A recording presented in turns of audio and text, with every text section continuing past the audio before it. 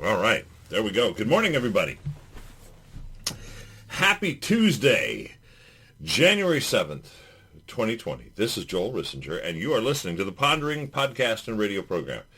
What is pondering, you ask? Why, I am so glad you asked. It's a show where we ponder. We think things through, and then we talk about them, and we do so from a Christian worldview, Christian, biblical Christian perspective. Although we welcome other opinions and ideas, we can disagree without being disagreeable, and so that's what we do every weekday morning, 7:30 to 7:50 or so, 8 a.m., sometimes up to 8 a.m., Monday through Friday, yes, and we love it when you join us. We love it when you join us. We love it when you comment, chime in, pipe in, let your thoughts and ideas and your presence be known, like Susie just did. Good morning, Susie. You can participate in many ways, obviously in the live stream on Facebook, the Pondering Radio page of Facebook from 7:30 in the morning on. You can be part of the program. You can also do it around the clock because we post these shows on the Pondering Radio page and sometimes on my personal page as well and other places, Lifeway Church's page occasionally. But you can chime in, comment, make yourself known that way around the clock. You can also call us at 860-500-7163, 860-500-7163, and comment there or leave a message. And you can email ponderingradio@gmail.com. Pondering Radio is sponsored by Lifeway Church. You can find out more about Lifeway at lifewaych.com. If you're in Connecticut traveling through or you live here, we'd love to see you. Sunday morning we have two, having the frog in the throat today, two services, one at 9:30 and the other at 11:15 a.m.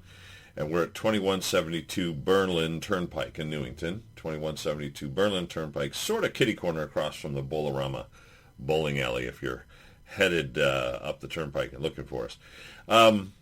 And yeah, we've got all kinds of activities and events and programs and studies and children's and teens and ministries and all kinds of goodies that you can be a part of. Again, check out lifewaych.com or call 860-436-9216. So happy Tuesday. We're going to be joined in a minute here by Tom Hanson, our official news editor and historian, and Tom hasn't been on the show in a while, mainly because of me, not him, either because of the holidays or my travel or just plain old busyness.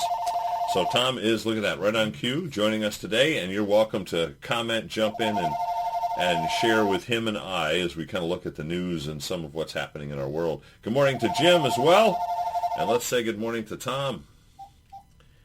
Good morning, Dr. Hanson. How are you, sir?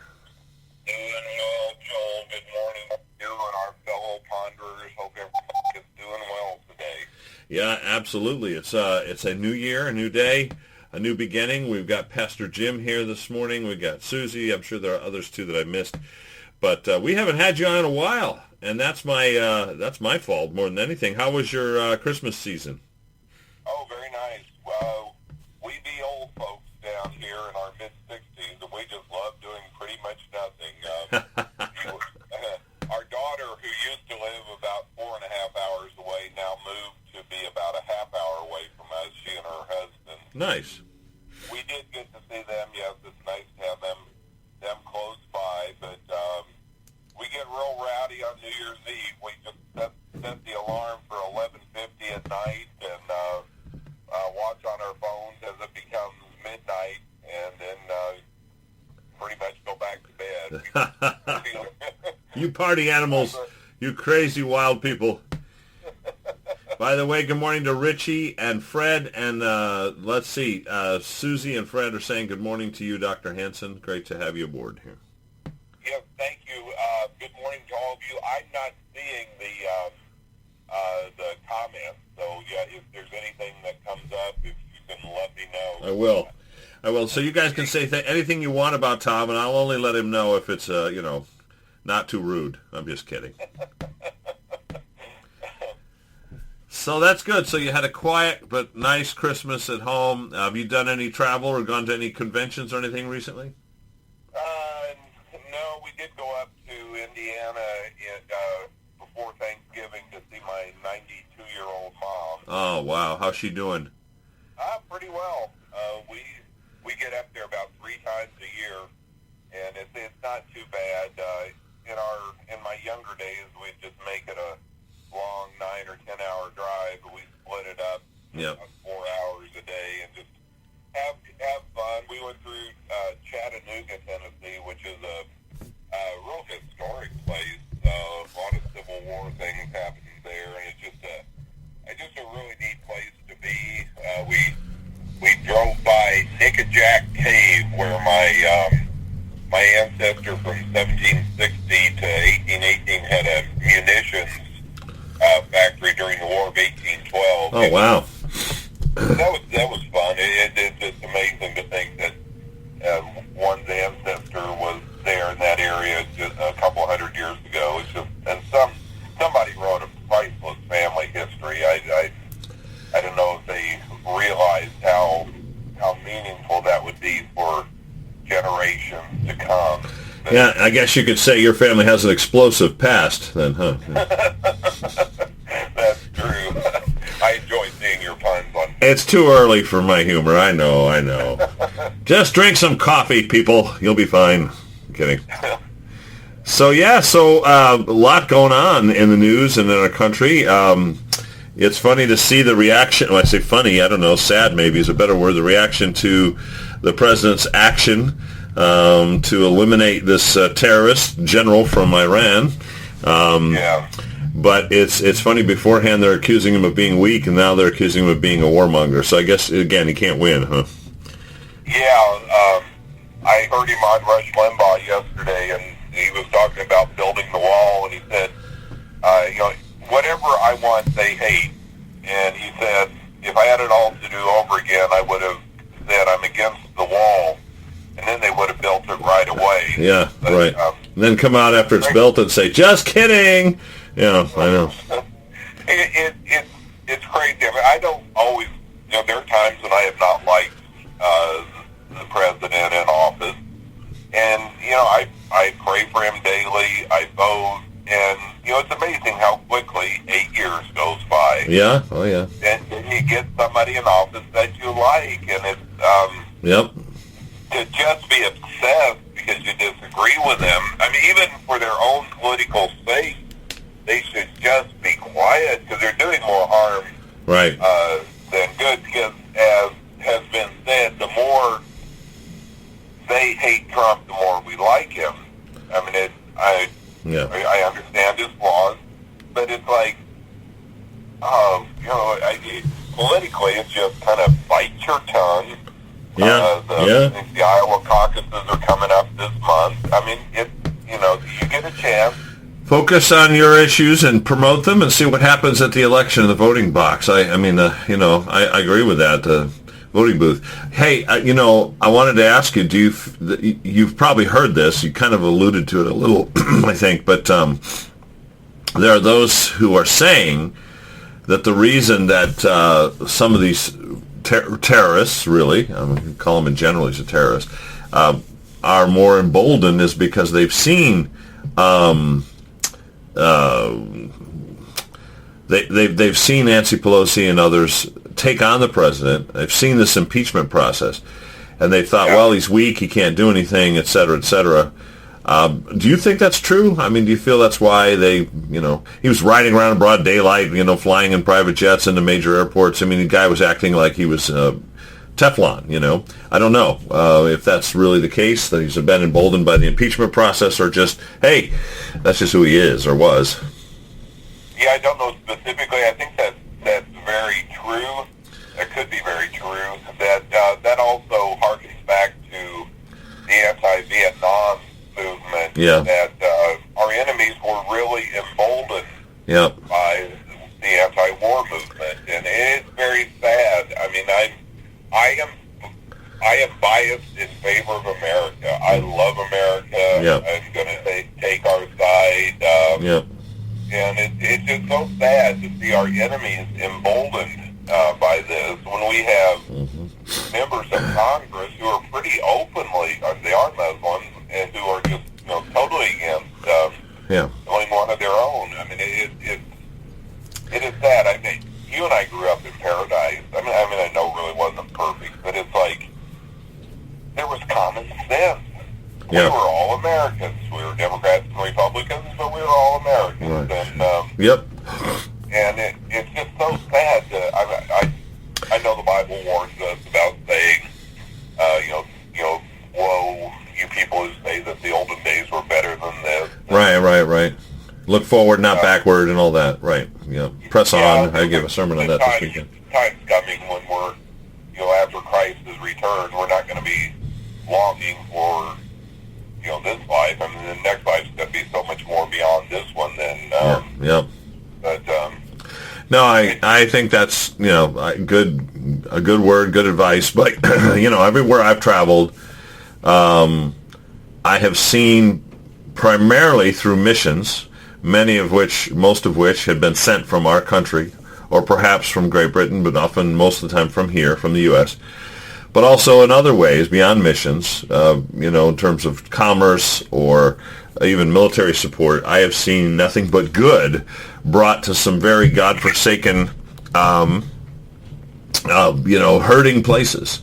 And the good was brought from the United States. I was always proud to be an American. I mean, the only time I would say I was embarrassed was more by tourists than by our country or its policies, and that was in China when I had seen some Americans being, rude, complaining about stuff that the poor people had no choice over, Oh, yeah. It's one thing to complain if you get bad service because the waiter's lazy. It's another to complain about the facilities when the waiter and the staff has no choice and there's no money to fix it or whatever it might be. So, but that's an exception. Most of the time where I've traveled, we and those who preceded us, especially in the missions field, have brought good and blessing to these countries, whether we're talking about countries in Africa, whether we're talking about Haiti, China, whatever it might be. And I just reject the idea that, we should be embarrassed about America or somehow put it down like so many politicians are wont to do. By the way, good morning to Jean Marie and to Rick, who's joined us. Richie says we should have prayers for Puerto Rico and earthquake victims, and that's true. Yeah, definitely. Did you get the latest on that, Tom? I don't know if you have an update. No, I just saw a picture off of, I think, CBS News. I just saw a picture of some sort of parking garage where two cars had just been flattened. I have not heard anything on if anybody had been hurt or killed or anything. The last I'd heard was just kind of building up to the bigger one. You know what I mean? There were several rumblings, and I think there was a 5.1 yesterday, 5.2. And I didn't hear beyond that, so I'm not up to speed, but I'll have to get there this morning. I think the latest one was 5.4. That it had been rumbling all week. Yeah, A more major one. I hope this is the final one. Yeah, because it can get ugly when you get up into the sevens, obviously. So, yeah. I'm, as I think you've said, even here, I am not at all unhappy. I'd like to live in a place with lower taxes. But when people talk about, you poor New Englanders, the weather, all the snow, I always say, yeah, okay, but I'll take that over hurricanes, tornadoes, or earthquakes, which is, other parts of the country are plagued with. We typically are not. Snow comes, you put a log on the fire, you watch it go down, and the worst you have to deal with is getting rid of it or pushing it away, But you don't worry about your house falling down because of the snow, typically. You all need to move to South Carolina. Just be sure to vote lower taxes. I saw the pre-census prediction that California is going to lose the seat. I think maybe New York, that people are fleeing those areas. Just as long as you come south and don't vote for high taxes down here and all the reasons that cause people to leave the northern states. And Richie says the tsunami warning has been called off. Jim says, "Hey, Calvin Bales." I don't know what that means. And thank you, Rick, for your kind comments. No, as far as tsunamis, it's interesting. Most of the time, my understanding is the damaging ones like that hit Thailand a few years ago start in the ocean. They don't start on land. And they're often not this massive wave like in the movies where it's 40 stories high coming onto the shore.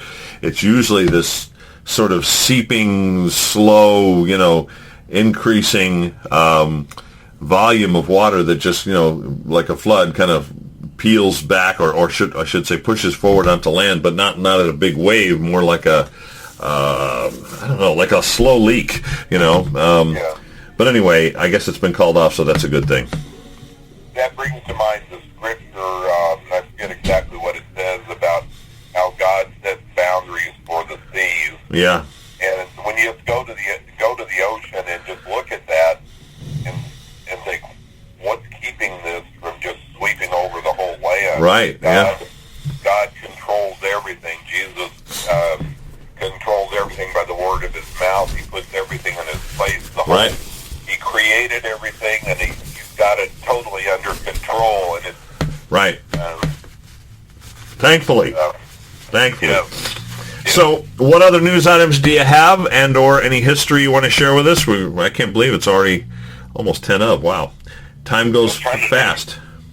One thing out of, I think it was Zambia, we've got the U.S. ambassador to Zambia is gay, and Zambia has strict laws against homosexual marriage, and he criticized it, and Zambia said, you really need to leave, and the U.S. had to recall the ambassador, and the U.S.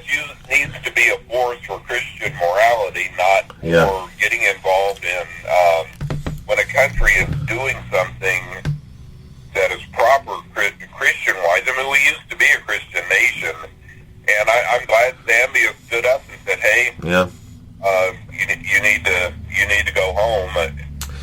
It's another reminder of what I've told many of the leaders in Livingston, Zambia, when we've had a chance. In fact, you can pray for me. I've been invited to go back just after Easter for a Bible revival conference. They expect about 2,000 leaders to come, and I've been asked to speak and maybe do a workshop, and I'm excited about that. I think I'm going to try to do it. Anyway, all that to say, many times when I've had a chance to speak there, I've said, whatever you do, do not follow us. Look to God, look to the Word. Do not pattern yourself after the United States Christian ethos and trends. Don't read our books and say, oh, that's what we should. Because you go to the Bible bookstore in Livingston, Zambia, which is, really, I mean, it's a city that's more like a town, and it's like going back in time when you enter it, And it's the only bookstore there, and you go in and you walk through, and there's all this word of faith, health, wealth, gospel stuff, how you can be rich and wealthy and healthy all the time. And I remember the first time I walked in, I wanted to cry. I thought, this is what we're exporting. This is what we're giving them. These people are living in grass huts in the woods with barely enough food to survive, and our answer to them is tell them that they just have to claim their money and their riches, and they can, drive a Rolls Royce or something. It's insane. So I repeatedly said, do not follow us. Do what God leads you to. And this is another example. Here our ambassador is living in an unbiblical lifestyle. There's the cultural example for them, right? Don't follow that. Follow God. So yeah, that may come up when I'm there. If I go in April, we'll see. Yeah, that is so heartbreaking. Yeah. Because we at least used to be a Christian nation. I think we've sadly strayed far from it. But people will follow an American example, and then unfortunately, things coming out of Hollywood. Hollywood just puts out trash, and I think Israel was supposed to be an example to its neighbors, and we were founded by Christian men and women, and for us to put out trash and unbiblical and Christian things, it's heartbreaking. Yep. It's so sad. I mean, I'm very thankful to be an American, but the example that we set is just it's really sad. And this is not looking back on history. I've got a quote from Benjamin Rush. I think he was a medical doctor during the Founding Father period. He was a signer of the Declaration of Independence. And he said, by removing the Bible from schools, we would be wasting so much time and money in punishing criminals and so little pains to prevent crime. Mm-hmm. Take the Bible out of our schools, and there would be an explosion in crime. Yeah. Yep. And it's happened. Our founding fathers were, some of the things they said were downright prophetic. Yeah. Oh, yeah.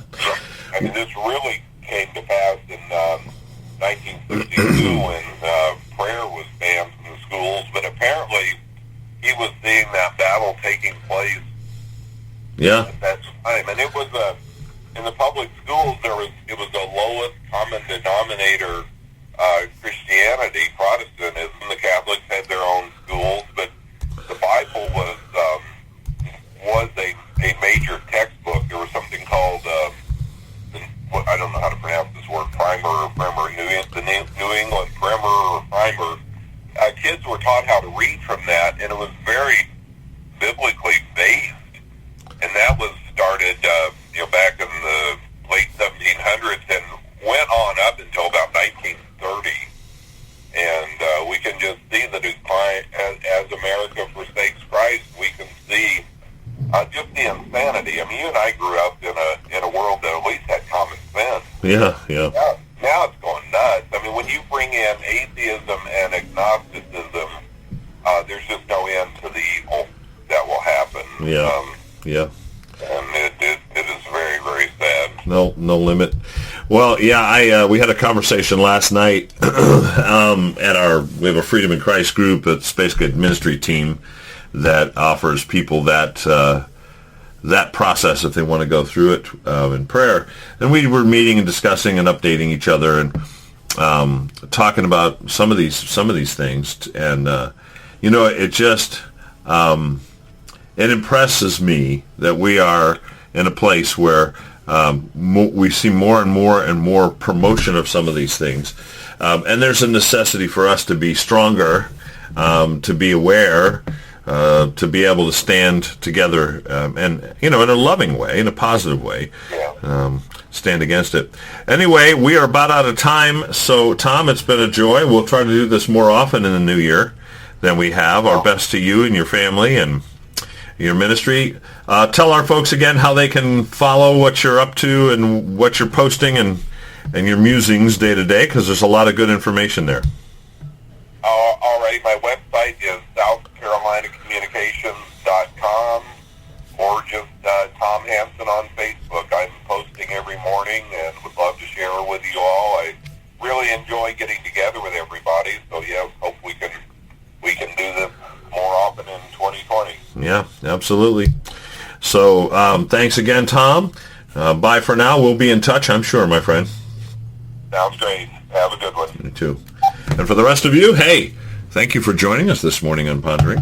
We are here every weekday, 7:30 to 8 or so, or maybe 10 of, Monday through Friday, live on Facebook. And again, you can comment there as well as by email, ponderingradio@gmail.com, or you can call and leave messages at 860-436-9216.